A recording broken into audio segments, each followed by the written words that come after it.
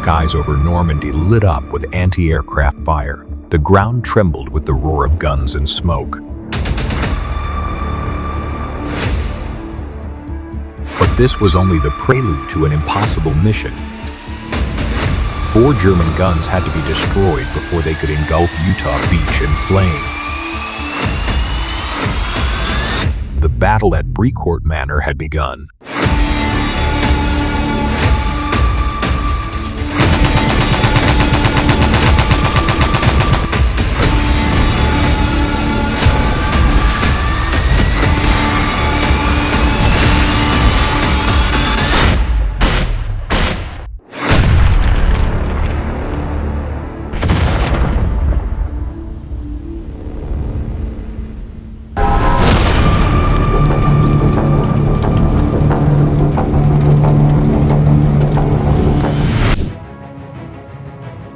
June 6, 1944.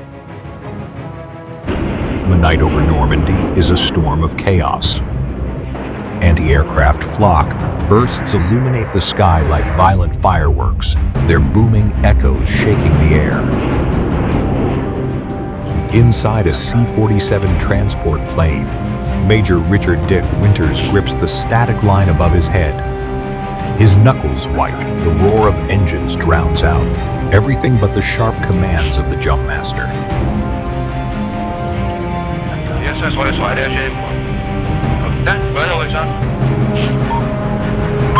The green light flickers on. Winters stands, his boots steady despite the plane's violent shudders.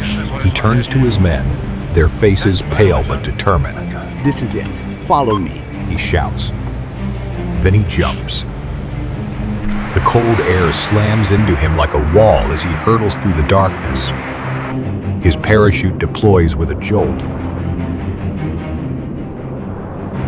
And below him, the land reveals itself in brief, flickering snapshots, fields, hedgerows, and the burning ruins of occupied France. This is the crucible of D-Day, and there's no room for fear. Winters crashes into a flooded field, the impact knocking the air from his lungs. His equipment is soaked, his rifle lost somewhere in the chaos. Around him, the sounds of war are closing in, distant artillery pounding the beaches, sharp bursts of machine gun fire and the low rumble of engines. He scrambles to his feet, mud clinging to his uniform, and begins moving. The cold bites at his skin, but his mind is focused. Within hours, he gathers a small group of paratroopers, disoriented, scattered, but alive. They move cautiously through the hedgerows, the dark terrain hiding both friend and foe.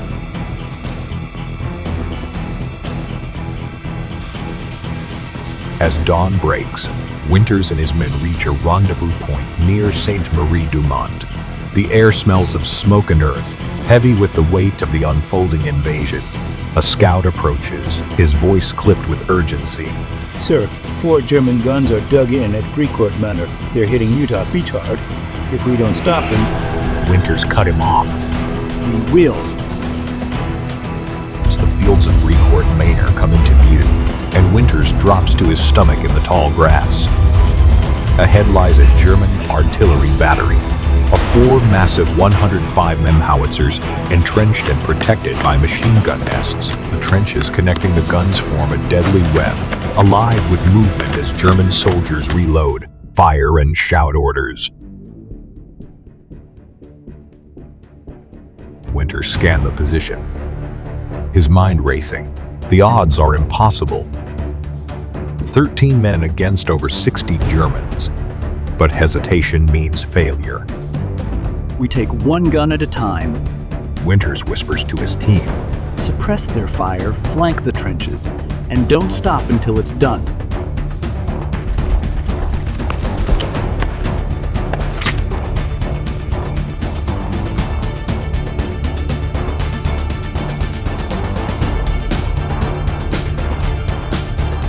He signals the attack, and the air explodes with action. Winters charges across open ground, his boots pounding the dirt as bullets whip past him. Machine gun fire tears into the earth, sending shards of soil and stone into the air. He dives into a shallow trench, signaling for his men to ahead. The first howitzer looms, its crew focused on the distant beaches. Winters raises his Mongarand, sights the nearest gunner and fires. The man crumples, and Winters waves his men forward. Grenades now! He shouts. A soldier pulls the pin and hurls a grenade into the trench. The explosion shakes the ground, silencing the first gun. Without missing a beat, Winters climbs out of the trench, dirt clinging to his uniform, and leads the charge to the next position.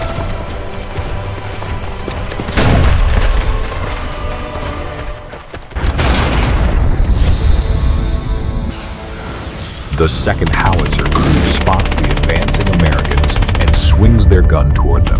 The air splits with the deafening roar of a shell, narrowly missing Winters' team and sending a plume of dirt and debris skyward. Flank left. Winters commands, his voice cutting through the chaos.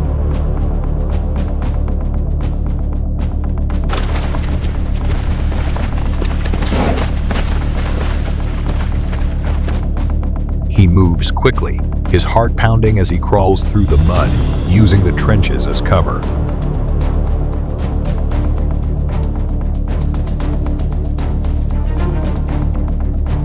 A German soldier rounds the corner, rifle raised, but Winters fires first. The man collapses, his body slumping against the trench wall.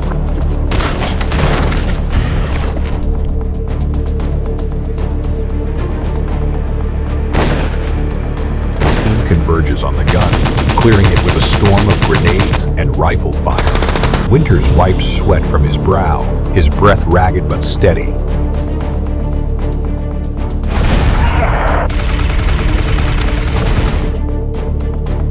The third gun is the most heavily defended. Machine guns rake the field with relentless fire, pinning down Winters' team.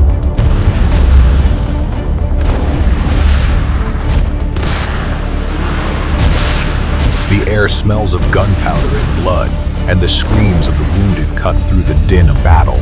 A young soldier beside Winters fumbles with his rifle, his hands shaking. It's jammed. The soldier stammers, his voice edged with panic.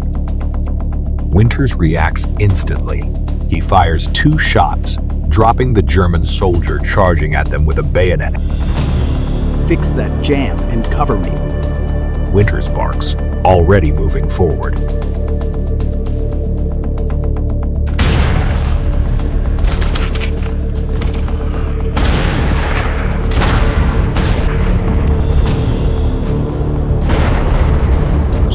Fly, their concussive blasts shredding the enemy's defenses. The third gun falls silent, but the toll on Winters' team is mounting.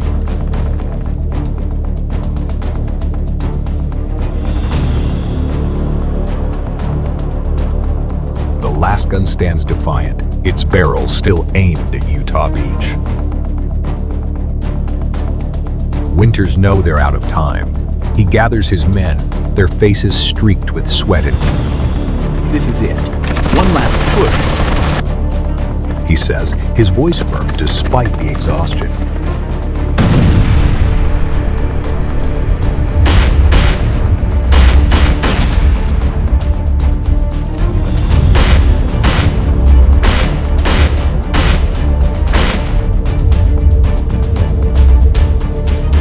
Under a hail of bullets, the team surges forward.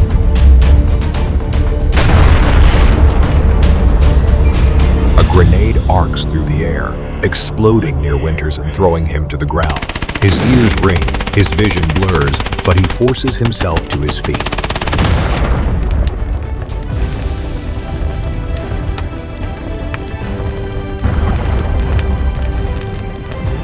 With one final burst of energy, they storm the position, their rifles blazing. The German crew falls, and the last howitzer is destroyed. The field goes quiet, the silence almost deafening after the chaos.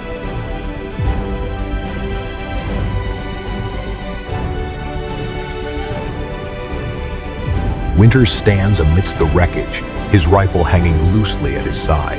The ground is littered with debris, spent casings, and the bodies of the fallen. His men gather around him, exhausted but alive. The soldier leans against a trench wall, breathing heavily. 1. Is it over, sir? Winters nods. 1. It's over. 4 guns down. Utah Beach is safe. The victory is monumental but bittersweet. The cost of war is etched into every scarred trench and every lifeless body.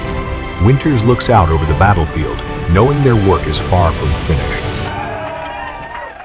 The assault on Brécourt Manor becomes a legend, a textbook example of tactical brilliance under fire.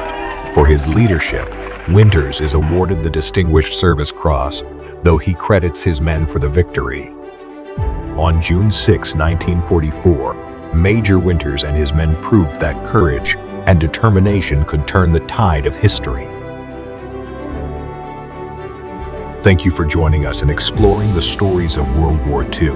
If you want to uncover more untold moments of courage from the soldiers, subscribe to our channel and hit the bell icon. Join the conversation in the comments